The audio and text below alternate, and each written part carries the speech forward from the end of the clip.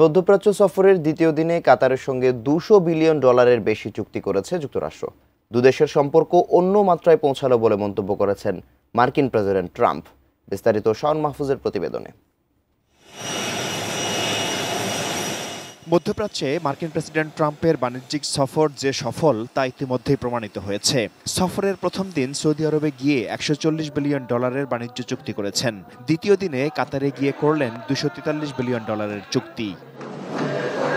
বুধবার সৌদি আরব থেকে কাতারে পৌঁছালে রাজকীয় সংবর্ধনা দেয়া হয় মার্কিন প্রেসিডেন্ট ট্রাম্পকে। কাতারের আমির Sheikh Tamim bin Hamad Al থানির আতিথেয়তার ভূয়সী প্রশংসা করেন তিনি।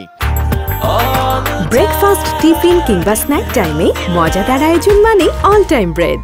দ্বিপাক্ষিক বৈঠকের পর দুই নেতার উপস্থিতিতে যুক্তরাষ্ট্র ও কাতারের মধ্যে অর্থনৈতিক ও প্রতিরক্ষা সংক্রান্ত বেশ কয়েকটি চুক্তি স্বাক্ষরিত হয়। চুক্তিতে বোয়িং থেকে $200 বিলিয়ন বেশি মূল্যের 160টি বিমানের রেকর্ড অর্ডার দিয়েছে কাতার। কাউন্টার ড্রোন এবং MQ-9B ড্রোন কেনার বিষয়েও একটি চুক্তি স্বাক্ষরিত হয়েছে। এছাড়া দুই দেশের মধ্যে সহযোগিতার বিষয়ে একটি যৌথ ঘোষণাপত্র স্বাক্ষর করেছেন আল থানি ও ট্রাম্প। এর মাধ্যমে দুই দেশের সম্পর্ক অন্য মাত্রায় পৌঁছালো বলে মন্তব্য করেন Trump. I just want to thank you for the friendship, for the long-time friendship. And again, long before any of this stuff, we just liked each other. That's not a bad thing, that's a good thing.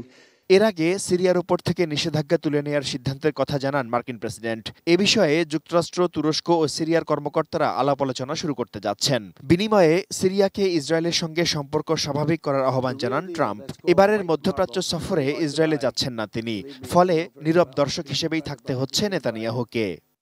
You just take a look at what you have here. Shaon Mahfuz, desk report, ATN news.